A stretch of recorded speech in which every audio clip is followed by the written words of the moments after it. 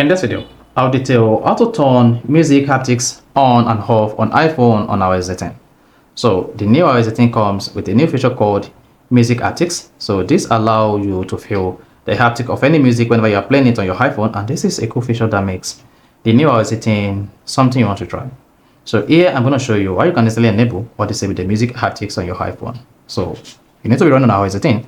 So if at the end of this video, if you found this video helpful and informative, please don't forget to like and subscribe. The first thing to do here is go to your iPhone settings. On the iPhone settings, click on accessibility. Then once you click on accessibility, you want to scroll down until you get to hearing. Then under hearing, click on haptics. And then you should see music haptics here. If we disable this, this is going to turn off the music haptics.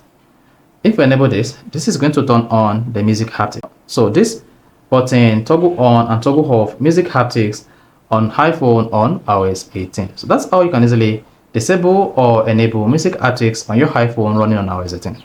If you found this video informative, please don't forget to like and subscribe.